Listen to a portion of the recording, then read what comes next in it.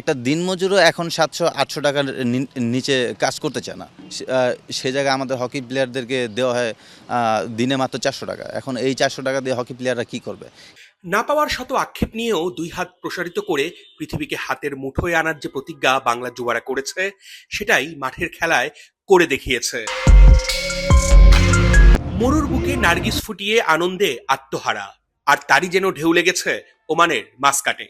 Team বাসে তাই উঠেছে গর্জন, তন্ময় হয়ে ওরা দেখিয়েছে মাঠে লাল সবুজদের অর্জন। বইছে খুশির রেশ, সুদূর মধ্যপ্রাচ্য যেন জেগে উঠল একখণ্ড বাংলাদেশ। ওরাই হকির ইতিহাসে প্রথমবারের মতো খেলবে বিশ্বকাপে।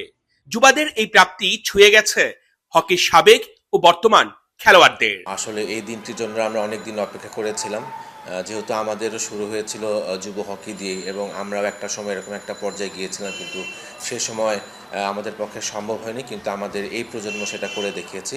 আমরা তাদের জন্য গর্বিত অবশ্যই। সবাই আগে বলতো যে পিছিয়ে ছিল, তো এখন তো আসলে হকির ছেলেরা আসলে এটা বলার কোনো কিছু নাই। সবাই আসলে তারা তাদের যোগ্যতা প্রমাণ করছে।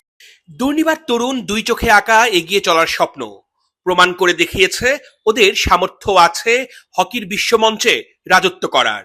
দরকার শুধু আরো একটু পরিচর্যার। আমাদের সারাটা বছর হকি খেলা মাঠে রাখতে হবে, প্লেয়ারদেরকে সুযোগ সুবিধা প্রদান করতে হবে, যেন আমাদের তরুণ প্রজন্মরা হকি খেলায় আগ্রহী হয়। যদি তারা আগ্রহী হয়, আপনি দেখবেন বর্তমানে বাংলাদেশে ক্রিকেট খেলার জন্য কিন্তু সবাই খুব উদ্গ্রীব থাকে, কারণ সাকিব তামিম হওয়ার জন্য কিন্তু সবাই উদ্গ্রীব, কিন্তু আছে কিন্তু জুম্মান লুসাই বা হারুন বা সাদেক হওয়ার জন্য কিন্তু কেউ কিন্তু হকি খেলার চেষ্টা করে না। তো আমাদেরকে সেই দিনটা ফিরে নিয়ে আসতে হবে, এবং এটাই কিন্তু আমাদের সেই সুযোগ, আমরা নতুন করে আবার হকিটাকে শুরু করি।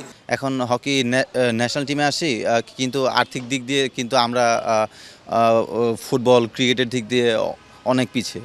যেখানে আপনি দেখেন যে ক্রিকেটাররা হিউজ একটা অ্যামাউন্ট পাচ্ছে, সেটা তাদের যোগ্যতা ফুটবলাররাও পাচ্ছে। এগিয়ে যাবে দেশের হকি, সেই স্বপ্ন দেখার শুরুটা করতে হবে এখন থেকেই। এই তরুণ প্রজন্মের হাত ধরেই আসবে আরো অনেক সাফল্য। অর্ণব বাপি, ৭১।